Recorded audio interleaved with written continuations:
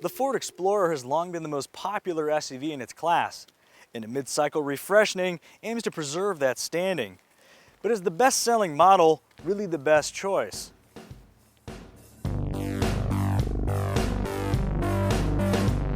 Key to the Explorer's popularity is its looks, which have been honed and toned ever so slightly to craft an aesthetic that's equal parts rugged and refined. The competition has stepped up its style game in recent years, but the Explorer resonates in the minds of most consumers as the only true family hauler that's anti-family on the outside and pro-family on the inside.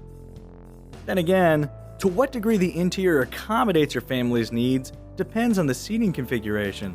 6-passenger models feature a pair of bucket seats that slide and recline, affording third-row chair warmers and ample legroom. Oh, and a center console is available for an extra $150.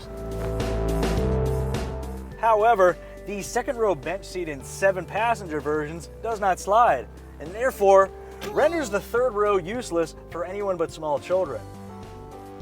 How you doing, buddy? Aside from an intrusive foot pedal parking brake, the front quarters score big in the comfort department. The center stack trades phony futurism for everyday practicality with the switch from capacitive controls to physical buttons. The standard 4.2-inch and optional 8-inch MyFord infotainment systems are both relatively easy to use, but lack modern features like Apple CarPlay and Android Auto integration, embedded safety telematics, and high-resolution displays. Adding insult to injury is a Sony premium audio system that sounds more like something you carried on your shoulder in the 90s. Parking is a chore as well, hindered by a wide turning radius and limited outward visibility. We'd be remiss if we didn't also point out the Explorer's legion of blatant quality shortcomings. Things begin to pick up again out back, with the Ford Explorer boasts more space behind the third row than the Toyota Highlander, Honda Pilot, Hyundai Santa Fe, Kia Sorento, Mazda CX-9, let's just say every midsize SUV except for the GMC Acadia and Chevy Traverse. Accessing the Explorer's third row is a cinch thanks to wide aperture rear doors and optional power second row seats, a class exclusive. Yay! A power-operated third row is also available for those who can't be bothered to pull a lever.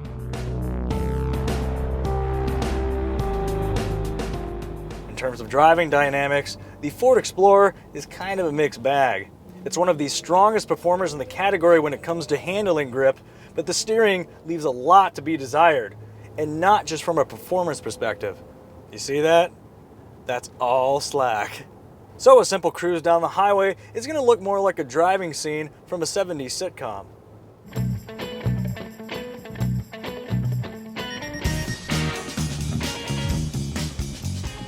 On a brighter note, ride quality is excellent both on and off-road, and the cabin does a good job of suppressing road noise on the highway. Returning up to 28 mpg on the highway, at least according to the EPA, is an impressively powerful 2.3-liter Ecoboost 4-cylinder that carries only a nominal $1,000 premium over the thirstier and less powerful 3.5-liter V6. Yes, real-world fuel economy still falls in line with the segment average of about 20 mpg, but the Turbo 4 delivers more thrills in the process.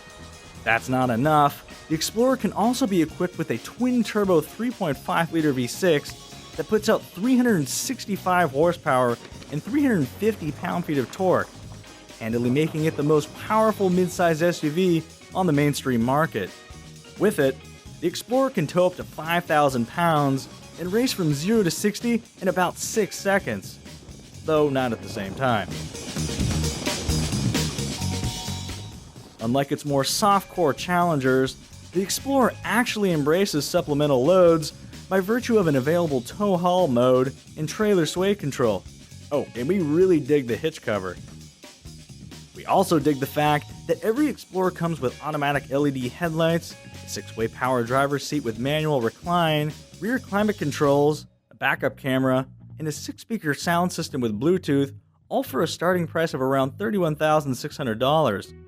Adding all-wheel drive will set you back an additional $2,000, but you also get hill descent control and Ford's 4-mode terrain management system along with it. Move your way through XLT and limited trims, and you can take home goodies like configurable gauge cluster displays, a front-facing camera, rain-sensing windshield wipers, passive entry with push-button start, an automatic parallel and perpendicular parking system, automatic collision braking, a hands-free power liftgate, and adaptive cruise control. Stepping up to the range-topping Platinum trim is where things get a bit out of hand, because other than softer Nirvana leather, a panoramic moonroof, and a handful of upgraded trim pieces, you're paying almost $54,000 for a feature set that could be had on a rival vehicle for about $46,000. And if that rival vehicle happens to be a Toyota Highlander, Kia Sorento, or Honda Pilot, it will also hold down stronger residual values.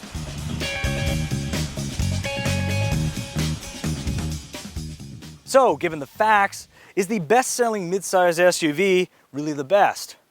Nope. But it does go to show that exterior design and character go a really long way, and the Ford Explorer has those qualities in spades.